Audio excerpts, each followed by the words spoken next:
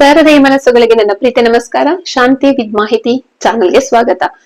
ಇವತ್ತಿನ ವಿಡಿಯೋದಲ್ಲಿ ನಿಮ್ಗೆ ಹೆಚ್ಚಿನ ಜನ ಪೋಷಕರು ಕಮೆಂಟ್ ಮಾಡ್ತಾ ಇದ್ರಿ, ಏನ್ ಗೊತ್ತಾ, ನಮ್ಮ ಮಕ್ಕಳು ಯಾರ ಜೊತೆ ಮಾತಾಡೋದೇ ಇಲ್ಲ, ಅಂದ್ರೆ ಸ್ಕೂಲ್ಗೆ ಹೋದ್ರೆ ಮಾತಾಡಲ್ಲ, ಯಾವ ಆಕ್ಟಿವಿಟೀಸ್ ಅಲ್ಲೂ ಪಾಲ್ಗೊಳ್ಳೋದಿಲ್ಲ, ಮನೇಲಿ ಮಾತ್ರ ಚೆನ್ನಾಗಿ ನಮ್ ಜೊತೆ ಮಾತಾಡ್ತಾರೆ. ಏನಿದ್ ಪ್ರಾಬ್ಲಮ್ಮು? ಆತ್ಮವಿಶ್ವಾಸವನ್ನ ಮಕ್ಕಳಲ್ಲಿ ಹೇಗೆ ಹೆಚ್ಚಿಸೋದು ಅಂತ ಅದೇ ಇವತ್ತಿನ ವಿಡಿಯೋ ಆಗಿರುತ್ತೆ. ಮಕ್ಕಳ ಆತ್ಮವಿಶ್ವಾಸವನ್ನ, ಕಾನ್ಫಿಡೆನ್ಸ್ ಲೆವೆಲ್ ಅನ್ನ ಹೇಗೆ ಹೆಚ್ಚು ಮಾಡೋದು ಅಂತ. ಮೊದ್ಲಿಗೆ ಸಿಟಿಯಲ್ಲಿರೋ ಮಕ್ಕಳು ಹಾಗೂ ಸ್ವಲ್ಪ ಹಳ್ಳಿಯಲ್ಲಿರೋ ಮಕ್ಳಿಗೆ ಹೋಲಿಸ್ಕೊಂಡ್ರೆ, ನಮ್ಮ ಹಳ್ಳಿಯಲ್ಲಿರೋ ಮಕ್ಕಳು ಅಥವಾ ಅದೇ ಎಕ್ಸಾಂಪಲ್ ಗವರ್ಮೆಂಟ್ ಸ್ಕೂಲ್ ಮಕ್ಳು ಅನ್ಕೊಳ್ಳಿ, ಆ ಮಕ್ಳು ತುಂಬಾ ನನ್ ಪ್ರಕಾರ ತುಂಬಾ ಚುರುಕು, ಎಲ್ಲೇ ಬಿಟ್ರು ಹೇಗೆ ಇದ್ರು ಅವ್ರು ಜೀವನ ಮಾಡ್ತಾರೆ. ಹಾಗೆ ಸಂತೆಲ್ ಬಿಟ್ರು ಹೇಳ್ತಾರಲ್ಲ, ಅವರು ಮನೆಗ್ ಬರುವಷ್ಟು ಕೆಪಾಸಿಟಿ ಇರುತ್ತೆ. ಆದ್ರೆ ನಮ್ಮ ಈ ಸಿಟಿ ಮಕ್ಳು ಅಥವಾ ಫುಲ್ ಸ್ಟ್ಯಾಂಡರ್ಡ್ ಸ್ಕೂಲ್ ಅಲ್ಲಿ ಓದ್ತಿರೋ ಮಕ್ಳು ನೋಡಿದ್ರೆ ಭಯ, ಕಾನ್ಫಿಡೆನ್ಸ್ ಲೆವೆಲ್ ಕಡಿಮೆ, ಫೀಸ್ ಕೊಟ್ಟು ಸ್ಕೂಲಿಗೆ ಕಳಿಸ್ತೀವಿ ಆದ್ರೆ ಅದನ್ನ ಯಾಕೆ ಕಲ್ಸ್ಕೊಡಲ್ಲ ಅಂತ ನನ್ಗೆ ಯಾವಾಗ್ಲೂ ಅನ್ಸೋದು. ಹೇಳ್ತಾರಲ್ಲ, ನಾಟಿ ಕೋಳಿ ಅಂಡ್ ಫಾರಂ ಕೋಳಿ ಅಂತ.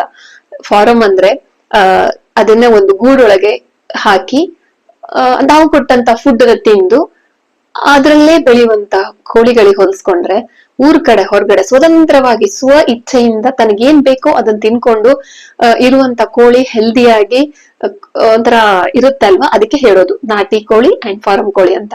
ನಮ್ ಮಕ್ಳು ಯಾಕೆ ಹಂಗಾಗ್ತಿದ್ದಾರೆ? ಸಿಟಿಯಲ್ಲಿ ಇದೀವಿ, ಹಳ್ಳಿಗೆ ಹೋಗಿ ನಮ್ಮ ಮಕ್ಳು ಬೆಳ್ಸಕ್ಕಾಗತ್ತಾ ಅಂತ? ಖಂಡಿತ ಇಲ್ಲ. ಹಳ್ಳಿಯಲ್ಲಿದ್ರು ಸಿಟಿಯಲ್ಲಿದ್ರು ನಮ್ಮ ಮಕ್ಕಳು ಆತ್ಮವಿಶ್ವಾಸದಿಂದ ಹೇಗಿರಬಹುದು ಅನ್ನೋದಕ್ಕೆ ಒಂದಿಷ್ಟು ಪಾಯಿಂಟ್ ಹೇಳ್ತೀನಿ. ಮೊದ್ಲಿಗೆ ಏನ್ ಮಾಡ್ಬಾರ್ದು, ಏನ್ ಮಾಡಬಹುದು, ಆಮೇಲೆ ಒಂದು 10 ದಿನದ ಒಂದು ಟಾಸ್ಕ್ ಅನ್ನ ಕೊಡ್ತೀನಿ ನಿಮ್ಗೆ, ಅದನ್ನ ಫಾಲೋ ಮಾಡಿ ನೋಡಿ. 10 ದಿನದ ಒಂದು ವರ್ಕ್ ಆಯ್ತಾ, 1 ಡೇ ಏನ್ ಮಾಡ್ಬೋದು, 2nd ಡೇ ಏನ್ ಮಾಡ್ಬೋದು, ಹಾಗೆ 10 ದಿನದ ವರ್ಕ್ ಕೊಡ್ತೀನಿ. ಅದನ್ನ ಮಾಡಿ ನಿಮ್ಮ ಮಕ್ಕಳಲ್ಲಿ ಖಂಡಿತ ಬದಲಾವಣೆ ಆಗೋದನ್ನ ನೀವು ನೋಡ್ತೀರಾ. ಮೊದ್ಲಿಗೆ ಏನ್ ಮಾಡ್ಬಾರ್ದು ಅಂತ ಹೇಳ್ತೀನಿ ನೋಡಿ. ಮಕ್ಕಳಲ್ಲಿ ಆತ್ಮವಿಶ್ವಾಸ ಕಡಿಮೆ ಆಗೋದಕ್ಕೆ ಕಾರಣ ನಾವು, ಸಮಾಜ, ಈ ಫ್ರೆಂಡ್ಸು ಎಲ್ಲವೂ ಸೇರಿ ಮಕ್ಕಳು ಒಂದು ಬಿಲ್ಡ್ ಮಾಡ್ಕೊಂತಾರೆ. ಯಾವುದೇ ಒಂದು ಜ್ಞಾನ ಆಗಿರ್ಬೋದು, ಇನ್ಯಾವ್ದಾರು ಆಗಿರ್ಬೋದು. ಈಗ ಮೊದ್ಲಿಗೆ ಪೇರೆಂಟ್ಸ್ ಆದವ್ರು ನಾವ್ ಏನ್ ಮಾಡಬಾರ್ದು, ನಮ್ಮ ಮಕ್ಕಳ ಆತ್ಮವಿಶ್ವಾಸ ಕುಗ್ಗಿಸುವಲ್ಲಿ ಪ್ರಮುಖ ಕಾರಣಗಳು ಯಾವ್ದು ಅಂದ್ರೆ, ನಾವು ಮಕ್ಕಳನ್ನ ಕಂಪೇರ್ ಮಾಡಿರ್ತೀವಿ. ಒಂದು ಮಗುವಿನ ಜೊತೆ ಇನ್ನೊಂದು ಮಗುವಿನ ಕಂಪೇರ್ ಮಾಡಿದಾಗ ಮಕ್ಕಳಲ್ಲಿ ಆತ್ಮವಿಶ್ವಾಸ ಕಡಿಮೆ ಆಗುತ್ತೆ. ಫಸ್ಟ್ ಅದನ್ನ ಮಾಡಬಾರ್ದು. ಟೀಕೆ ಮಾಡೋದು, ಅತಿಯಾಗಿ ಹೊಡಿದು ಬಡ್ದು ಏನಾದ್ರು ಸಣ್ಣ ಮಿಸ್ಟೇಕಿಗೆ ಅತಿಯಾಗಿ ದಂಡಿಸಿದಾಗ ಮಕ್ಕಳ ಒಂದು ಕಾನ್ಫಿಡೆನ್ಸ್ ಲೆವೆಲ್ ಕಡಿಮೆ ಆಗುತ್ತೆ. ಹಾಗೆ ಅತಿಯಾಗಿ ರಕ್ಷಿಸೋದು, ಅದ್ಯಾವ ತರ ಅಂತಂದ್ರೆ, ಎಲ್ಲದಕ್ಕೂ ಮಗು ನನ್ ಮೇಲೆ ಡಿಪೆಂಡ್ ಆಗೋ ತರ ಮಾಡೋದು. ಬೆಳಿಗ್ಗೆ ಎಬ್ಬಿಸೋದ್ರಿಂದ ಹಿಡಿದು ನೈಟ್ ಮಲ್ಗೋ ತನಕನು ಆ ಮಗು ಯಾರೋ ಮೇಲೆ ಡಿಪೆಂಡ್ ಆಗಿರೋದು. ಈಗ ಎಬ್ಸೋದು ನಾವೇ ಎಬ್ಸೋದು, ಬ್ರಷ್ ಕೂಡ ನಾವೇ ಮಾಡ್ಸೋದು, ಬಟ್ಟೆ ಕೂಡ ನಾವೇ ಹಾಕ್ಸೋದು, ಶೂ ಕೂಡ ನಾವೇ ಹಾಕ್ಸೋದು, ತಿಂಡಿ ಕೂಡ ನಾವೇ ತಿನ್ಸೋದು, ಸ್ಕೂಲಿಗೆ ಕೂಡ ನಾವೇ ಬಿಟ್ಟು ಬರೋದು. ಬಿಟ್ಟು ಬರ್ಲೇಬೇಕು ಬಿಡಿ, ಆತರ ಅಲ್ಲ. ಗಾಡಿ ಹತ್ಸೋ ತನಕನು ಪ್ರತಿ ಒಂದು ಕೆಲ್ಸನು ಮಗುಗ್ ಮಾಡ್ಕೊಳಕ್ ಆದ್ರೂ ಕೂಡ ಮಾಡಕ್ ಬಿಡುತ್ತೇನೆ ಅತಿ ಮುದ್ದಿನಿಂದ ಆ ಮಗುವನ್ನ ಪ್ರೊಟೆಕ್ಟ್ ಮಾಡ್ತಾ ಬಂದಾಗ ಮಗು ಕಾನ್ಫಿಡೆನ್ಸ್ ಒಂದು ಸ್ವಲ್ಪನೂ ಬೆಳೆಸ್ಕೊಳಲ್ಲ. ಈ ತಪ್ಪನ್ನ ಮೊದ್ಲು ಮಾಡೋದ್ ನಿಲ್ಸೋಣ. ಈಗ ಏನ್ ಮಾಡ್ಬೇಕು ಅನ್ನೋದನ್ನ ನೋಡೋಣ. ಫಸ್ಟ್ ಪಾಯಿಂಟ್, ಪ್ರೀತಿ ಬೆಂಬಲವನ್ನ ನೀಡೋದು. ಯಾವ ತರ ಅಂತ ಕೇಳ್ತೀರಾ? ಇದು ನಿನ್ ಹತ್ರ ಮಾಡಕ್ ಆಗತ್ತೆ, ನೀನ್ ಶ್ರಮ ಪಟ್ಟಿದೀಯಾ, ಎಸ್, ನೀನು ಮಾಡ್ ತೋರ್ಸಿದ್ಯಾ, ಗುಡ್. ಈ ತರ ಅವ್ರಿಗೊಂದು ಸಪೋರ್ಟಿವ್ ಆಗಿ ನಿಲ್ಲೋದು, ಇದ್ರಿಂದ ಮಕ್ಕಳ ಆತ್ಮವಿಶ್ವಾಸ ಹೆಚ್ಚುತ್ತೆ. ಸೆಕೆಂಡ್ ಒನ್, ಸಣ್ಣ ಯಶಸ್ಸಿಗೂ ಮೆಚ್ಚುಗೆಯನ್ನ ತೋರ್ಸೋದು. ಮಗು ಒಂದು ಸಣ್ಣ ಕೆಲಸ ಮುಗಿಸಿದೆ ಇವಾಗ, ಅದನ್ನು ಕೂಡ ಮೆಚ್ಚಿ ಪ್ರಶಂಸೆಯನ್ನ ನೀಡಿದ್ರೆ ಆವಾಗ ಕೂಡ ನಮ್ಮ ಮಗುವಿನ ಕಾನ್ಫಿಡೆನ್ಸ್ ಲೆವೆಲ್ ಜಾಸ್ತಿ ಆಗುತ್ತೆ. ಇದು ನೀವು ಮಾಡ್ತಿದ್ದೀರಾ? ಇಲ್ಲ. ಮಗು 50ರಲ್ಲಿ 50 ಮಾರ್ಕ್ ತೆಗೆದ್ರು ಮಾತ್ರ ನಿಮ್ಗೆ ಸಂತೃಪ್ತಿ. ಮಗು 50ರಲ್ಲಿ 30 ಮಾರ್ಕ್ ತೆಗೆದ್ರು ಕೂಡ ನಿಮಗೆ ಖುಷಿ ಇರೋದಿಲ್ಲ, ಅದನ್ನ ಮೆಚ್ಚುಗೆ ಮಾತಾಡೋದಿಲ್ಲ. ಪರವಾಗಿಲ್ಲ, ನೀನ್ 50ಕ್ಕೆ 30 ತಗೊಂಡಿದ್ಯಾ, 50ಕ್ಕೆ 25 ತಗೊಂಡಿದ್ಯಾ, ಎಸ್, ನಿನ್ನ ಹತ್ರ ಆಗುತ್ತೆ, ನೆಕ್ಸ್ಟ್ ಟೈಮ್ ಇನ್ನೂ ಟ್ರೈ ಮಾಡೋಣ, ಇನ್ನೂ ಸ್ವಲ್ಪ ಎಫರ್ಟ್ ಹಾಕೋಣ ಅನ್ನೋದನ್ನ ಹೇಳಿದ್ರೆ ಇದು ಮೆಚ್ಚುಗೆ. ಓಕೆ, ನೆಕ್ಸ್ಟ್, ತಪ್ಪುಗಳನ್ನ ಸಹಜವೆಂದು ಕಲಿಸೋದು. 3rd ಪಾಯಿಂಟ್ ಯಾವುದು? ಮಗು ಯಾವ್ದೋ ಒಂದು ಮಿಸ್ಟೇಕ್ ಮಾಡ್ತು, ಈ ತರ ಆಗುತ್ತೆ, ಇದು ಪಾಸಿಬಲ್, ಇದು ದೊಡ್ಡ ಅಪರಾಧ ಅಲ್ಲ ಅನ್ನೋದನ್ನ ಮಗುಗೆ ಹೇಳೋದು. ಫಾರ್ ಎಕ್ಸಾಂಪಲ್, ನಾನು ಅದನ್ನ ಹೇಳ್ತೀನಿ, 50ರಲ್ಲಿ ಮಗು 30 ಮಾರ್ಕ್ಸ್ ತಗೊಂತು, ಇನ್ 20 ಮಾರ್ಕ್ ಹೋಯ್ತು. ಅವಾಗ ನೀವೇನ್ ಹೇಳ್ಬಹುದು? ಒಂದ್ ತಪ್ಪಾಗಿದೆ, ಏನೋ ಮ್ಯಾಥ್ಸ್ ಅಲ್ಲಿ ತಪ್ಪು ಮಾಡಿದಾನೆ, ಸೈನ್ಸ್ ಅಲ್ಲಿ ಮಾಡಿದಾನೆ, yes, no problem. Next time ಎಲ್ಲಿ ತಪ್ಪಾಗಿದೆ, ಯಾಕೆ ತಪ್ಪಾಗಿದೆ, ನೀನ್ ಓದೋದ್ರಲ್ಲಿ ಏನ್ ಮಿಸ್ಟೇಕ್ ಆಯ್ತು, ನಿನ್ಗೆ ಇದು ಅರ್ಥ ಆಗಿರ್ಲಿಲ್ವಾ ಅನ್ನೋದನ್ನ ಸಾವಧಾನವಾಗಿ, ತಪ್ಪು ಮಾಡೋದು ಕೂಡ ತಪ್ಪು ಅಲ್ಲ, ಅದನ್ನ ತಿದ್ಕೋಬೇಕು ಅನ್ನೋದನ್ನ ಹೇಳುವಂತದ್ದು. ಓಕೆ. 4ನೇದು, ಪ್ರಾಯೋಗಿಕ ಚಟುವಟಿಕೆ. ಅಂದ್ರೆ ಮಗುಗೆ ಯಾವ್ದಾದ್ರು ಆಸಕ್ತಿ ಇದ್ರೆ, ಕ್ರೀಡೆ ಅಥವಾ ಡ್ಯಾನ್ಸು ಅಥವಾ ಯಾವ್ದಾದ್ರು ಕ್ರೀಡೆಯಲ್ಲಿ ಆಸಕ್ತಿ ಇದ್ರೆ ಆ ಮಗುನ ಸೇರಿಸ್ಬೇಕು. ಇದರಿಂದ ಏನಾಗುತ್ತೆ, ಮಗು 4 ಜನರ ಜೊತೆ ಬೆರೆಯುತ್ತೆ, ಮಾತಾಡೋದನ್ನ ಕೇಳಿಸ್ಕೊಳ್ಳುತ್ತೆ, ಹೇಗ್ ನಾನು ಕಮ್ಯುನಿಕೇಟ್ ಮಾಡ್ಬೇಕನ್ನೋದ್ ಕಲಿಯುತ್ತೆ, ತಾನು ಸೋತಾಗ ಗೆದ್ದಾಗ ತಾನು ಯಾವ ತರ ಜನರ ಜೊತೆ ಇರಬೇಕು, ಅದನ್ನ ಹೇಗ್ ಸವಾಲನ್ನ ಸ್ವೀಕರಿಸ್ಬೇಕು ಅನ್ನೋದು ಮಗು ಕಲಿಯುತ್ತೆ. ಇದರಿಂದ ಏನಾಗುತ್ತೆ, ಅದರ ಕಾನ್ಫಿಡೆನ್ಸ್ ಲೆವೆಲ್ ಜಾಸ್ತಿ ಆಗುತ್ತೆ. ಅಂದ್ರೆ ಮಗುವಿನ ಅಭಿರುಚಿಗೆ ತಕ್ಕಂತಹ ಒಂದು ಕ್ರೀಡೆಯಲ್ಲಿ ಮಗುನ ತೊಡಗಿಸುವಂತದ್ದು, ಅಂದ್ರೆ ಸಮಾಜದ ಜೊತೆ ಬೆರೆಯುವಂತೆ ಮಾಡೋದು, ಫ್ರೆಂಡ್ಸ್ ಜೊತೆ ಬೆರೆಯುವಂತೆ ಮಾಡೋದು. ನೆಕ್ಸ್ಟ್ ಹೋಲಿಕೆಯನ್ನ ತಪ್ಪಿಸೋದು. ನಾನು ಇದು ಆಲ್ರೆಡಿ ಮೊದ್ಲೇ ಹೇಳ್ದೆ ಯಾವ್ದನ್ನ ಮಾಡಬಾರ್ದು ಅಂತ. ಹೋಲಿಕೆಯನ್ನು ತಪ್ಪಿಸೋದು ಅಂತ ಹೇಳೋದು, ನೋಡು ಅವನು 50ರಲ್ಲಿ 50 ಮಾರ್ಕ್ ತಗೊಂಡಿದ್ದಾರೆ, ನಿನಗ್ ಯಾಕೆ ಆಗಿಲ್ಲ, ನೀನ್ ಸ್ಕೂಲಲ್ಲಿ ಪಾಠ ಕೇಳ್ತಿರ್ಲಿಲ್ವಾ, ನೀನೇನ್ ನಿದ್ದೆ ಮಾಡ್ತಿದ್ಯಾ, ಈ ತರ ಕ್ವಶನ್ಗಳನ್ನ ಹೇಳಿದ್ರೆ ಮಗುವಿನ ಆತ್ಮವಿಶ್ವಾಸ ಕಡಿಮೆ ಆಗತ್ತೆ. ಹೋಲಿಕೆ ಮಾಡೋದ್ ಬೇಡ, ನಿನ್ನ ಹತ್ರನು ಆಗತ್ತೆ, ನೀನು ಮಾಡ್ತೀಯ ಅನ್ನೋದು ಮಾತ್ರ ನಮ್ ಕಡೆಯಿಂದ ಬರ್ಬೇಕು. ನೆಕ್ಸ್ಟ್ ಉತ್ತಮ ಆದರ್ಶಕರಾಗಬೇಕು ನಾವು. ಈಗ ನೀವೆಲ್ಲರೂ ಪೇರೆಂಟ್ಸ್ ಕೇಳ್ತಾ ಇರ್ತೀರಾ, ಮೇಡಮ್ ನಮ್ ಮಕ್ಳಾಗ ಮಾತಾಡಲ್ಲ, ನಮ್ ಕಾನ್ಫಿಡೆನ್ಸ್ ಹೆಂಗ್ ಹೆಚ್ಚು ಮಾಡೋದು ಅಂತ. ಬಟ್ ಒಂದ್ಸರಿ ಕ್ವಶನ್ ಮಾಡ್ಕೊಳ್ಳೋಣ, ನಾವ್ ಹೇಗಿದ್ದೀವಿ? ನಾವು 5 ಗಂಟೆಗೆ ಎದ್ದೇಳ್ತೀವ? ನಾವು ಈ ಸಮಾಜದ ಜೊತೆ ಮಿಂಗಲ್ ಆಗಿ ಉತ್ತಮ ಬಾಂಧವ್ಯ ಹೊಂದಿದೀವ? ನಾವು ಎಲ್ಲವೂ 100ಗೆ 100 ಪರ್ಫೆಕ್ಟ್ ಆಗಿ ಮಾಡ್ತಿದೀವ? ನಾವು ಮಕ್ಳಿಗೆ ಆದರ್ಶವಾಗಿದ್ದೀವ? ಇಲ್ಲ. ಸೊ ಮೊದ್ಲು ನಾವು ಇರ್ಬೇಕು ಶಿಕ್ಷಕರು, ಹಾಗೆ ಪೋಷಕರು. ನಾವು ಆ ಮಕ್ಳಿಗೆ ಮಾರ್ಗದರ್ಶನ ಆಗಿರ್ಬೇಕು. ಅಂದ್ರೆ ಈಗ ಒಂದ್ ಮನೇಲಿ ಒಂದ್ ಸಮಸ್ಯೆ ಬರುತ್ತೆ ಅನ್ಕೊಳ್ಳಿ, ಸಮಸ್ಯೆ ಬಂದಾಗ ನಾವ್ ಅದನ್ನ ಸಾವಕಾಶವಾಗಿ ಹೇಗ್ ಹ್ಯಾಂಡಲ್ ಮಾಡ್ತೀವಿ ಅನ್ನೋದು ಮಕ್ಳು ನೋಡ್ತಾರೆ. ಅವಾಗ ಮಕ್ಳಿಗೆ ಗೊತ್ತಾಗುತ್ತೆ, ಹೋ ಈ ತರ ಸನ್ನಿವೇಶ ಬಂದ್ರೆ ನಮ್ಮ ಅಪ್ಪ ಅಮ್ಮ ಎಷ್ಟು ಚೆನ್ನಾಗಿ ಹ್ಯಾಂಡಲ್ ಮಾಡಿದ್ದಾರೆ, ನಾನು ಕೂಡ ಹೀಗೆ ಮಾಡ್ಬೇಕು ಅನ್ನೋದನ್ನ ಅವರು ನಮ್ಮಿಂದ ಕಲಿತಾರೆ. ಸೊ ಇದನ್ನೇ ಆದರ್ಶವಾಗಿರೋದು ಅಂತ. ನೆಕ್ಸ್ಟ್ ಶಾಂತ ವಾತಾವರಣ. ಮನೆಯಲ್ಲಿ ನಾವು ಅತಿಯಾಗಿ ಕಿರ್ಚ್ತಾ ಇದ್ರೆ, ಅತಿಯಾಗಿ ಬೈಗಳನ್ನ ಮಾತಾಡ್ತಾ ಇದ್ರೆ, ಸಿಟ್ ಮಾಡಿದಾಗ ಮಕ್ಳು ಕೂಡ ಆ ಒಂದು ಕಾನ್ಫಿಡೆನ್ಸ್ ಲೆವೆಲ್ ಕಡಿಮೆ ಆಗುತ್ತೆ. ಮನೆ ಶಾಂತವಾಗಿ ಯಾವುದೇ ಟೀಕೆ ಅವಮಾನ ಮಾಡದೆ ಪ್ರಶಾಂತವಾಗಿದ್ದಾಗ ಮಕ್ಳು ಅದರಿಂದ ಹೊಸ ಹುಮ್ಮಸ್ಸಿರುತ್ತೆ ಅವರಲ್ಲಿ, ಕಾನ್ಫಿಡೆನ್ಸ್ ಲೆವೆಲ್ ಹಾಗೂ ಕೂಡ ಬಿಲ್ಡಪ್ ಆಗತ್ತೆ. ಓಕೆನಾ?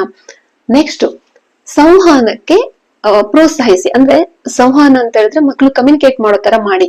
ಯಾವ ತರ ಅಂದ್ರೆ, ನಿಮ್ಮ ಮಕ್ಳು ಹೊರಗೋಗಿ ಯಾರ ಹತ್ರ ಮಾತಾಡ್ತಿಲ್ಲ ಅಂದ್ರೆ ಅಕ್ಕಪಕ್ಕದ ಮಕ್ಕಳನ್ನ ನಿಮ್ ಮನೆಗೆ ಕರ್ಸ್ಕೊಂಡು ಅವ್ರನ್ನ ಆಟ ಆಡೋ ತರ, ಸ್ವಲ್ಪ ಬೆರೆಯೋ ತರ ಮಾಡಿ. ಅವಾಗ ನಿಮ್ಮ ಮಗು ಕೂಡ ಕಾನ್ಫಿಡೆನ್ಸ್ ಲೆವೆಲ್ ಅನ್ನ ಹೆಚ್ಚು ಮಾಡ್ಕೊಡುತ್ತೆ. ಆಮೇಲೆ ಸಣ್ಣ ಸಣ್ಣ ಗುರಿಯನ್ನ ನಿಗದಿಪಡಿಸಿ. ಅಂದ್ರೆ ಈಗ ತುಂಬಾ ಕೆಲ್ಸಗಳಿರುತ್ತೆ ಮಕ್ಳಿಗೆ, ಹೋಮ್ವರ್ಕ್ ಬರೆಯೋದಿರುತ್ತೆ, ಆ ಕ್ಲಾಸಿಗೆ ಹೋಗೋದಿರುತ್ತೆ, ಈ ಕ್ಲಾಸಿಗೆ ಹೋಗೋದಿರುತ್ತೆ. ಸೊ ಅವಾಗ ಸಣ್ಣ ಸಣ್ಣ ಗುರಿ ಅಂತಂದ್ರೆ, ಒಂದು ಎಕ್ಸಾಂಪಲ್, ಮೊದ್ಲು ನೀನ್ ಈ ಪಾಠವನ್ನ 10 ನಿಮಿಷ ಓದು, ಆಮೇಲೆ ಈ ಫಜಲ್ ಬಿಡಿಸು, ಆಮೇಲೆ ಈ ಡ್ರಾಯಿಂಗ್ ಬಿಡಿಸು ಅಂತ ಚಿಕ್ಕ ಒಂದು ಸಣ್ಣ ಸಣ್ಣ ಗುರಿನ ಇಟ್ಟಾಗ ಮಕ್ಳಲ್ಲಿ ನಾನು ಇದನ್ನ ಮುಗಿಸ್ದೆ ಅನ್ನೋ ಒಂದು ಕಾನ್ಫಿಡೆನ್ಸ್ ಲೆವೆಲ್ ಹೆಚ್ಚಾಗತ್ತೆ. ಮತ್ತೆ ಅಪ್ಪ ಅಮ್ಮ ಜೊತೆಗಿದ್ದಾರೆ ಅನ್ನೋ ಒಂದು ಬಾಂಧವ್ಯ, ಅಂದ್ರೆ ಒಂದು ಸಪೋರ್ಟ್ ಕೊಡೋಣ ಅವರಿಗೆ. ಏನೇ ಆದ್ರೂ ನಮ್ಮ ಅಪ್ಪ ಅಮ್ಮ ನನ್ ಜೊತೆಗಿರ್ತಾರೆ, ನಾನ್ ತಪ್ಪು ಮಾಡಿದ್ರೆ ಸರಿತಿರ್ತಾರೆ, ನನ್ನ ಕಷ್ಟವನ್ನ ಅವ್ರು ಅರ್ಥ ಮಾಡ್ಕೊಂತಾರೆ ಅನ್ನೋ ಒಂದು ಬಲವಾದ ಅವ್ರಿಗೆ ಬೆಂಬಲ ನಿಂತ್ರೆ ಅವರ ಕಾನ್ಫಿಡೆನ್ಸ್ ಲೆವೆಲ್ ನಾವು ಹಿಡಿಯೋದಕ್ಕಾಗೋದಿಲ್ಲ, ಅಷ್ಟು ಬರುತ್ತೆ. ನಾವು ಟೀಕೆ ಮಾಡ್ತಾನೆ ಇದ್ರ ಮಕ್ಳು ನಮ್ಮಿಂದ ದೂರ ಸರಿತಾರೆ, ಅವ್ರ ಕಾನ್ಫಿಡೆನ್ಸ್ ಲೆವೆಲ್ ಕೂಡ ದೂರ ಹೋಗುತ್ತೆ. ಓಕೆ, ಪ್ರಶ್ನೆ ಕೇಳಲು ಬೇಡಿ. ಇದೇನಿದು? ಎಸ್, ಇವತ್ತಿನ ಪೇರೆಂಟ್ಸ್ ನಾವ್ ಏನ್ ಮಾಡ್ತೀವಿ ಗೊತ್ತಾ, ಮಕ್ಳು ಪ್ರಶ್ನೆ ಕೇಳೋದನ್ನ ನಾವ್ ಇಷ್ಟ ಪಡೋದಿಲ್ಲ. ಇದೆಲ್ಲ ಏನಕ್ಕೆ ನಿನ್ಗೆ ಇದು ಅರ್ಥ ಆಗಲ್ಲ, ನೀನು ಚಿಕ್ಕವನು ಅಂತಾನೋ. ಸ್ಕೂಲಲ್ಲೂ ಅಷ್ಟೇ, ನಮ್ಗೆ ಸಿಲೆಬಸ್ ಮುಗಿಸ್ಬೇಕು, ನಮ್ಗೆ ಟೈಮ್ ಇಲ್ಲ, ನಿಮ್ ಕ್ವಶನ್ಸ್ ಎಲ್ಲ ನಾಳೆ ಇಟ್ಕೊಳ್ಳಿ ಅಂತಾರೆ, ಅದನ್ನ ಹಾರಿಸ್ಬಿಡ್ತಾರೆ. ಮಕ್ಕಳನ್ನ ಪ್ರಶ್ನೆ ಕೇಳಲು ಬಿಟ್ಟಾಗ ಮಕ್ಳಿಗೆ ಯೋಚನಾ ಶಕ್ತಿ ಜಾಸ್ತಿ ಆಗುತ್ತೆ. ಸೊ ಇದ್ರಿಂದ ಏನಾಗುತ್ತೆ, ಅವ್ರ ಕಾನ್ಫಿಡೆನ್ಸ್ ಲೆವೆಲ್ ಜಾಸ್ತಿ ಆಗುತ್ತೆ. ನಾನು ಅವಾಗ್ಲೇ ಹೇಳ್ದೆ, ಇನ್ನೊಂದ್ ಏನಂದ್ರೆ ಸ್ನೇಹಿತರ ಜೊತೆ ಆಟ ಆಡಕ್ ಬಿಡೋದಾಗಿರ್ಬಹುದು, ಬೆರೆಯೋದಕ್ ಬಿಡ್ಬೇಕು. ಮನೆಯಲ್ಲೇ ನಾವು ಕೆಲವು ಮಕ್ಳನ್ನ ಹೊರಗಡೆ ಹೋದ್ರೆ ಶೀತ ಆಗುತ್ತೆ, ಧೂಳಾಗುತ್ತೆ, ಅದಾಗುತ್ತೆ ಇದಾಗುತ್ತೆ ಅಂತ ನಾವು ಬಿಡೋದೇ ಇಲ್ಲ. ಒಂದ್ ಐಟಮ್ ಕೂಡ, ಒಂದು ಚಿಕ್ಕ ಅಂಗಡಿಗೆ ಹೋಗಿ ಮಗು ಆ ಹಣವನ್ನ ಕೊಟ್ಟು ಒಂದು ಸಣ್ಣದೊಂದು ಸಕ್ಕರೆ ತರದು ಕೂಡ ನಾವು ಕಳ್ಸೋದಿಲ್ಲ. ಯಾಕಂದ್ರೆ ಭಯ, ಏನಾಗುತ್ತೋ, ಮಗುಗೆ ದಾರಿ ಮೇಲೆ ಬೀಳುತ್ತೋ ಹೇಳುತ್ತೋ ಅಂತ. ಇಲ್ಲ, ನೋಡಿ, ಏನ್ ನಿಂತ್ಕೊಂಡು ನೋಡಿ ಮಗು ಹೇಗ್ ಹೋಗ್ತಾನೆ, ಏನ್ ಮಾಡ್ತಾನೆ ಅಂತ ಕಳಿಸಿ. ಅವಾಗ ಒಂದು ಲೆಕ್ಕಾಚಾರನು ಬರುತ್ತೆ, ಹೋಗಿ ಹೇಗ್ ತಗೊಂಡ್ ಬರ್ಬೇಕು ಅನ್ನೋದೊಂದು ಗೊತ್ತಾಗುತ್ತೆ. ಅವಾಗ ಅವನ ಕಾನ್ಫಿಡೆನ್ಸ್ ಲೆವೆಲ್ ಜಾಸ್ತಿ ಆಗುತ್ತೆ. ಓಕೆ, ಸಣ್ಣ ಸಣ್ಣ ಕೆಲಸಗಳನ್ನ ಮಾಡಲು ಹೇಳಿ. ಫಾರ್ ಎಕ್ಸಾಂಪಲ್, ತನ್ನ ಬಟ್ಟೆ ತಾನೇ ಹಾಕೊಳ್ಳೋದು, ತನ್ನ ಸಾಕ್ಸ್ ಅನ್ನ ತಾನೇ ಒಗೆಯುವಂತದ್ದು, ತನ್ನ ಪುಸ್ತಕಗಳನ್ನ ತಾನೇ ಜೋಡಿಸ್ಕೊಳ್ಳೋದಾಗಿರ್ಬೋದು, ಹಾಗೆ ಅಮ್ಮನಿಗೆ ಅಡಿಗೆಯಲ್ಲಿ ಹೆಲ್ಪ್ ಮಾಡೋದಾಗಿರ್ಬೋದು, ಅಪ್ಪನಿಗೆ ತನ್ನಿಂದ ಸಾಧ್ಯವಾದಂತ ಕೆಲಸಗಳನ್ನ ಮಾಡ್ಕೊಳ್ಳೋದಾಗಿರ್ಬೋದು, ಮನೆಯನ್ನ ಕ್ಲೀನ್ ಆಗಿ ಇಟ್ಕೊಳ್ಬಹುದು. ಇಂತ ಚಿಕ್ಕ ಪುಟ್ಟ ಕೆಲಸಗಳನ್ನ ಅವ್ರ ಕೆಲ್ಸದ ಜೊತೆ ನಮ್ಮ ಕೆಲ್ಸವನ್ನು ಹೇಳಿದಾಗ ಅವ್ರಿಗೆ ಅನ್ಸುತ್ತೆ, ನಾ ಇದನ್ನೆಲ್ಲ ಮಾಡ್ಬೋದಲ್ವಾ, ಯಾರ ಸಹಾಯವಿಲ್ಲದೆ ಕೂಡ ನಾನು ಇವೆಲ್ಲ ಕಲ್ತಿದ್ದೀನಲ್ಲ ಅನ್ನೋ ಅವ್ರ ಕಾನ್ಫಿಡೆನ್ಸ್ ಲೆವೆಲ್ ಜಾಸ್ತಿ ಆಗುತ್ತೆ. ಈಗ ಕೊನೆಯದಾಗಿ ನಾನೊಂದು 10 ದಿನಕ್ಕೆ ಬೇಕಾಗುವಂತ ಒಂದು ಚಾರ್ಟ್ ಅನ್ನ ಹೇಳ್ತೀನಿ, ಇದನ್ನ ಫಾಲೋ ಮಾಡಿ ನೋಡಿ ಆಯ್ತಾ.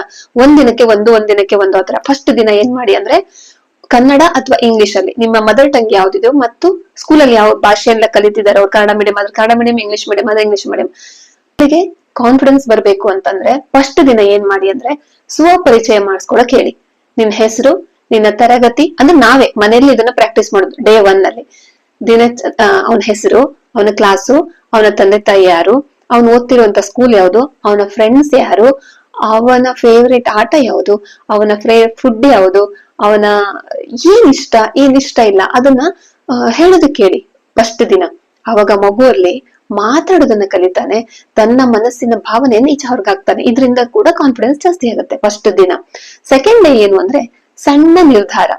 ಅಂದ್ರೆ ಅವಾಗ ಹೇಳಿದ್ನಲ್ವಾ, ಮಕ್ಕಳಿಗೆ ಬಿಡುವಂತದ್ದು, ಮಕ್ಕಳ ಕೆಲಸಗಳನ್ನ ಮಕ್ಕಳಿಗೆ ಮಾಡ್ಕೊಳ್ಳೋದ್ ಬಿಟ್ಟಾಗ ಕೂಡ ಆ ಲೆವೆಲ್ ಜಾಸ್ತಿ ಆಗುತ್ತೆ. ಸೆಕೆಂಡ್ ಒನ್ಗೆ ಅಂದ್ರೆ ಕೆಲಸಗಳನ್ನ ಅವ್ರವ್ರಿಗೆ ಮಾಡ್ಕೊಳಕ್ ಬಿಡುದು. ಸೆಕೆಂಡ್ ಡೇ ನಾವೆಲ್ಲದಕ್ಕೂ ತುತ್ತಿಟ್ಟು ತಿನ್ನಿಸೋದ್ರಿಂದ ಹಿಡಿದು, ಅವ್ರು ತಿಂದಿರೋ ತಟ್ಟೆಯನ್ನ ತೊಳೆಯೋದ್ರಿಂದ ಹಿಡಿದು ಇವ್ ಯಾವ್ದು ಕೆಲಸವನ್ನ ಮಾಡ್ದೆ ಮಗುವಿಗೆ ಜವಾಬ್ದಾರಿಯನ್ನು ವಹಿಸಿದಾಗ ಕೂಡ ಮಗು ಏನಾಗುತ್ತೆ, ಕಾನ್ಫಿಡೆನ್ಸ್ ಅನ್ನ ಜಾಸ್ತಿ ಮಾಡ್ಕೊಂತಾರೆ.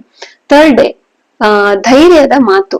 ಅಂದ್ರೆ ಮಿರರ್ ಮುಂದೆ ನಿಂತ್ಕೊಂಡು 3-4 ಸಾರಿ ಒಂದು ಲೈನು, ನಾನು ಶ್ರಮಿಸುತ್ತಿದ್ದೇನೆ, ಆ ಭಗವಂತ ನನಗೆ ಸಹಾಯ ಮಾಡ್ತಾನೆ, ನಾನು ಎಲ್ಲಾ ವಿಷಯದಲ್ಲೂ ಬುದ್ಧಿವಂತನಿದ್ದೇನೆ, ನಾನು ಕಷ್ಟ ಪಡ್ತಾ ಇದ್ದೀನಿ, ಆ ಭಗವಂತ ನನ್ಗೆ ಸಹಾಯ ಮಾಡ್ತಾನೆ. ಈ ಒಂದು 3 ಸೆಂಟೆನ್ಸ್ ಅನ್ನ ಡೈಲಿ 3-4 ಟೈಮ್ಸ್ ಹೇಳ್ಕೋಬೇಕು. ಆವಾಗ ಅದ್ ಹೇಳ್ತಾರಲ್ಲ, ಅದು ಮಕ್ಕಳಲ್ಲಿನ ಒಂದು ನಾನ್ ಮಾಡ್ತಾ ಇದ್ದೀನಿ ಅನ್ನೋ ಒಂದು ಕಾನ್ಫಿಡೆನ್ಸ್ ಅನ್ನ ಜಾಸ್ತಿ ಮಾಡುತ್ತೆ. ಮತ್ತೆ 4ನೇ ದಿನ ಕೌಶಲ್ಯ ಪ್ರದರ್ಶನ. ಕೌಶಲ್ಯ ಪ್ರದರ್ಶನ ಅಂತಂದ್ರೆ 4th ಡೇ ಮಗುಗೆ ಯಾವ ಕ್ಷೇತ್ರದಲ್ಲಿ ಇಷ್ಟ ಇದೆ ಅದು ಹೇಳಲ್ಲ. ಡ್ರಾಯಿಂಗ್ ಮಾಡ್ತಾ ಇದ್ರೆ ಅವತ್ತು ಡ್ರಾಯಿಂಗ್ ಮಾಡೋದಕ್ ಬಿಡೋದು, ಹಾಡೋದಾದ್ರೆ ಅವತ್ತು ಒಂದಿನ ಹಾಡೋದಕ್ಕೆ ಹೇಳುವಂತದ್ದು, ಯಾವ ಹಾಡಾದ್ರೂ ಸರಿ. ಡ್ಯಾನ್ಸ್ ಮಾಡ್ತಾ ಇದ್ರೆ ಇವತ್ತು ಡ್ಯಾನ್ಸ್ ಮಾಡು ಅನ್ನೋದು. ಅವಾಗ ಏನಾಗುತ್ತೆ, ಮಾತಾಡೋದನ್ನ ಫಸ್ಟ್ ದಿನ ಕಲ್ತ್ರು, ಸೆಕೆಂಡ್ ಡೇ ಅವರ ಜವಾಬ್ದಾರಿನ ಕಲ್ತ್ರು, ಯಾವ ಕೆಲಸ ಸ್ವಂತ ಮಾಡ್ಕೋಬೇಕಂತ. 3ನೇ ದಿವಸ ಅವ್ರ ಮೇಲೆ ಅವ್ರಿಗೆ ಕಾನ್ಫಿಡೆನ್ಸ್ ಬರೋ ತರ ಶುರು ಆಗುತ್ತೆ. ನಾನು ಶ್ರಮ ಪಡ್ತಿದ್ದೀನಿ, ಭಗವಂತ ನನ್ಗೆ ಹೆಲ್ಪ್ ಮಾಡ್ತಾನೆ ಅನ್ನೋದನ್ನ ಕರೀತಾರೆ. 4ನೇ ದಿನ ಏನು, ಕೌಶಲ್ಯ ಪ್ರದರ್ಶನ. ತನ್ಗೇನ್ ಟ್ಯಾಲೆಂಟ್ ಇದೆ ಅದನ್ನ ಹೊರಗಾಕುವಂಥದ್ದು. ಇವೆಲ್ಲ ಮನೆಯಲ್ಲೇ ಮಾಡಿಸಿ ಆಮೇಲೆ ಅವ್ರು ಕ್ರಮೇಣ ಏನ್ ಮಾಡ್ತಾರೆ, ಹೊರಗೂ ಕೂಡ ಅದನ್ನ ಪ್ರದರ್ಶನ ಮಾಡ್ತಾರೆ. 5th ದಿನ ಸಹಾಯ ಕಾರ್ಯ.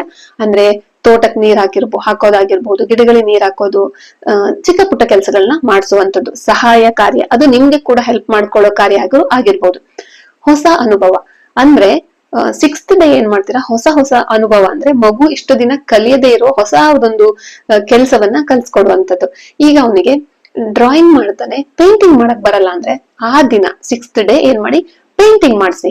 ಅವಾಗ ಮಗುಗೆ ಹೊಸದೇನು ನಾನು ಕಲ್ತೆ ಅನ್ನೋ ಕಾನ್ಫಿಡೆನ್ಸ್ ಬರುತ್ತೆ. ಇದು ಕೂಡ ಒಂದು ಕೆಲಸ. 7th ಡೇ ಸ್ನೇಹಿತನ ಜೊತೆ ಮಾತು. ಸ್ನೇಹಿತರು ಅಂತ ಹೇಳಿದ್ರೆ ಅದು ಫೋನ್ ಅಲ್ಲಿ ಆಗಿರ್ಬೋದು, ಇಲ್ಲ ಫ್ರೆಂಡ್ಸ್ ಅನ್ ಮನೆ ಕರ್ಸೋದಾಗಿರ್ಬೋದು. ಅವ್ರ ಜೊತೆ ಕಮ್ಯುನಿಕೇಟ್ ಮಾಡಕ್ ಬಿಡಿ. ಅವ್ರು ಎಷ್ಟೊತ್ತಾರು ಹರಟೆ ಹೊಡಿಲಿ, 10 ನಿಮಿಷ 15 ನಿಮಿಷ ಅವ್ರಿಗೆ ಟೈಮ್ ಕೊಡಿ. ಅವ್ರು ಏನ್ ಮಾತಾಡ್ತಾರೆ ಹಂಗೆ ಒಬ್ರು ಅಭಿರುಚಿ, ಇನ್ನೊಬ್ರು ಮಾತಾಡ್ತಾ ಆವಾಗ ಕೂಡ ಅವ್ರು ಮಾತು ಕಲಿತಾರೆ. 8ನೇ ದಿನ ನಾನು ಹೆಮ್ಮೆ ಪಡೋದು. ಅಂದ್ರೆ ಪ್ರೌಡ್ ಆಫ್ ಮೈ ಸೆಲ್ಫ್. ಮಗುವಿಗೆ ಹೇಳಿ, ನಿನ್ನ ಬಗ್ಗೆ ನೀನು ಮೆಚ್ಚುವಂತಹ ಯಾವ್ದು ಮಾತಿದೆ, ಯಾವ್ದು ನಿನ್ ಬಗ್ಗೆ ನೀನ್ ಖುಷಿ ಪಡುವಂತದ್ದು ಯಾವ್ದಿದೆ ಅಂತ ಕೇಳಿ. ಫಾರ್ ಎಕ್ಸಾಂಪಲ್ ಮಗು ಹೇಳ್ಬೋದು, ನಾನ್ ಚೆನ್ನಾಗ್ ಮಾತಾಡ್ತೀನಿ ಅಂತನೋ, ಇಲ್ಲ ನಾನ್ ಚೆನ್ನಾಗ್ ಬರೀತೀನಿ ಅಂತನೋ, ಅಥವಾ ನನ್ ಹ್ಯಾಂಡ್ ರೈಟಿಂಗ್ ಚೆನ್ನಾಗಿದೆ ಅಂತನೋ, ಅಥವಾ ನಾನ್ ಇನ್ನೊಬ್ರಿಗೆ ಹೆಲ್ಪ್ ಮಾಡುವಂತ ಮನಸ್ಥಿತಿ ಇದೆ ಅಂತನೋ ಹೇಳ್ಬಹುದು. ಸೊ ಅದನ್ನ ಬರ್ಸಿ ಆಯ್ತಾ. 9ನೇ ದಿನ ಸಣ್ಣ ಗುರಿ ಸಾಧನೆ. ಅಂದ್ರೆ ಚಿಕ್ಕ ಗುರಿ ಸಾಧನೆ ಅಂತಂದ್ರೆ ನಾನು ಅವಾಗ್ಲೇ ಹೇಳ್ದೆ, 10 ನಿಮಿಷ ಓದು, ಆಮೇಲೆ ಫಸಲ್ ಮಾಡು, ಸಣ್ಣ ಗುರಿ ಸಾಧನೆ ಅದಕ್ಕೆ ಕೊಡುವಂತದ್ದು. ಟಿವಿ ನೋಡ್ 10 ನಿಮಿಷ, ಈ ತರ ಆಯ್ತಾ. ಲಾಸ್ಟ್ ಇದು 10ನೇ ದಿನದ್ದು ಧೈರ್ಯದ ಕತೆ. ಅಂದ್ರೆ ಮಗುವಿಗೆ ಧೈರ್ಯ ಬರ್ಲಿಕ್ಕೆ, ತಾನೇ ಧೈರ್ಯವನ್ನ ಕರೇಜ್ ಅನ್ನ ತಂದ್ಕೊಳ್ಲಿಕ್ಕೆ ಸೂಕ್ತವಾಗುವುದು ಅಂತ ಒಂದಿಷ್ಟು ಕತೆಗಳನ್ನ ಇಟ್ಕೊಂಡಿರಿ. ಈಗ ಒಂದು ಶಿವಾಜಿ ಕತೆ ಆಗಿರ್ಬಹುದು, ಯಾರ್ಯಾರು ಕಿತ್ತೂರು ರಾಣಿ ಚೆನ್ನಮ್ಮ ಕತೆ ಆಗಿರ್ಬೋದು, ಅಂತದನ್ನ ದಿನಕ್ಕೊಂದೊಂದಂತೆ ನೀವ್ ಹೇಳಿ. ಸ್ವಲ್ಪ ದಿನ ಬಿಟ್ರ ಮೇಲೆ ಏನ್ ಮಾಡಿ, ಮಗು ಅದನ್ನ ಹೇಳೋ ತರ ಮಾಡಬಹುದು. ಇದೆಲ್ಲವೂ ಕೂಡ ನಾವು ಪೇರೆಂಟ್ಸ್ ಆಗಿ, ಅದರಲ್ಲಿ ತಾಯಿ ಮಾಡುವಂತಹ ಈ ಕೆಲ್ಸಗಳನ್ನ ನೀವು ಮಾಡಿ ನೋಡಿ. 10 ದಿನಕ್ಕೆ 10 ಚಾರ್ಟ್ ಹಾಕೊಳ್ಳಿ. ಮತ್ತೆ ಬೇಕಂದ್ರೆ ನೆಕ್ಸ್ಟ್ ನಾನು ವಿಡಿಯೋದಲ್ಲಿ ಇನ್ನೂ ತಿಳಿಸ್ತೀನಿ, ಇನ್ನೂ ಸಾಕಷ್ಟಿದೆ. ಇದನ್ನ ಫಾಲೋ ಮಾಡಿ. ಇದನ್ನ ರಿಪೀಟ್ ಮಾಡಿದ್ರೆ ಬೋರ್ ಆಗುತ್ತೆ. ಫಾರ್ ಅ ಚೇಂಜ್ ಇದಕ್ಕಿಂತ ಹೊಸ ಐಡಿಯಾ ನಿಮ್ಗೂ ಬರ್ಬೋದು. ನಾನು ನೆಕ್ಸ್ಟ್ ವಿಡಿಯೋದಲ್ಲಿ ತಿಳಿಸ್ತೀನಿ. ಸೊ ಇವೆಲ್ಲ ಮಾಡಿ ನೋಡಿ. ಯಾಕೆ ಕಾನ್ಫಿಡೆನ್ಸ್ ನಮ್ಮ ಮಕ್ಕಳಿಗೆ ಬರೋದಿಲ್ಲ ಅನ್ನೋದನ್ನ ನನಗೂ ಮೆಸೇಜ್ ಮಾಡಿ. ಏನಾದ್ರೂ ನಿಮ್ಮ ಮಗುವಿನಲ್ಲಿ ಕಾನ್ಫಿಡೆನ್ಸ್ ಲೆವೆಲ್ ಹೆಚ್ಚಾಯ್ತು ಅಂದ್ರೆ, ಏನಾದ್ರೂ ಬದಲಾವಣೆ ಆಯ್ತಂದ್ರೆ ಖಂಡಿತ ಮೆಸೇಜ್ ಮಾಡೋದನ್ನ ಮರಿಬೇಡಿ. ಯಾಕಂದ್ರೆ ನಾನು ಖುಷಿ ಪಡ್ತೀನಿ, ಹಾಗೆ ಇದರಿಂದ ಇನ್ನೊಬ್ರಿಗೂ ಕೂಡ ಇನ್ಸ್ಪೈರ್ ಆಗುತ್ತೆ. ಓಕೆ, ಇದಿಷ್ಟು ಇವತ್ತು ತಿಳಿಸ್ಬೇಕಂತ ಅನ್ಸ್ತು. ಈ ವಿಷಯದಲ್ಲಿ ನಮ್ಮ ಹೊಣೆಗಾರಿಕೆ ಜಾಸ್ತಿ ಇರುತ್ತೆ ಅನ್ನೋದು ಮಾತ್ರ ಮರೆಯೋದ್ ಬೇಡ. ಓಕೆ, ಎಲ್ಲ ಮಕ್ಳಿಗೂ ಒಳ್ಳೇದಾಗ್ಲಿ. ಇದನ್ನ ನೀವು ಪಾಲಿಸಿ ನೋಡಿ, ರಿಸಲ್ಟ್ ಖಂಡಿತ ಬರುತ್ತೆ. ಸುಮ್ನೆ ನಾವು ಮೆಸೇಜ್ ಹಾಕಿದ ತಕ್ಷಣ ಕೆಲಸ ಮಾಡಿಲ್ಲ ಅಂದ್ರೆ ಯಾರು ಮಾಡೋದಕ್ ಬರಲ್ಲ. ನಮ್ಮ ಮಗುವಿನ ಹೊಣೆಗಾರಿಕೆ ನಮ್ಮದೇ ಅನ್ನೋದನ್ನ ಮರೆಯೋದ್ ಬೇಡ. ಮೊದ್ಲು ನಾವ್ ಇದನ್ನೆಲ್ಲ ಮಾಡಿ ನೋಡೋಣ, ಆಯ್ತಾ? ಮಕ್ಳು ನಮ್ಮನ್ನ ನೋಡಿ ಕಲಿತಾರೆ, ಕೇಳಿ ಕಲಿತಾರೆ, ನೋಡಿ ಕಲಿತಾರೆ. ಓಕೆ, ಇದಿಷ್ಟು ಇಂದಿನ ವಿಡಿಯೋ ಆಗಿರುತ್ತೆ. ಮತ್ತೆ ಮುಂದಿನ ಒಂದು ಹೊಸ ವಿಷಯದ ಜೊತೆ ಬರ್ತೀನಿ. ಇಷ್ಟೊತ್ತು ನನ್ನ ವಿಡಿಯೋವನ್ನ ನೋಡಿದಂತ ನಿಮ್ಮೆಲ್ರಿಗೂ ಧನ್ಯವಾದಗಳು. Thank you so much.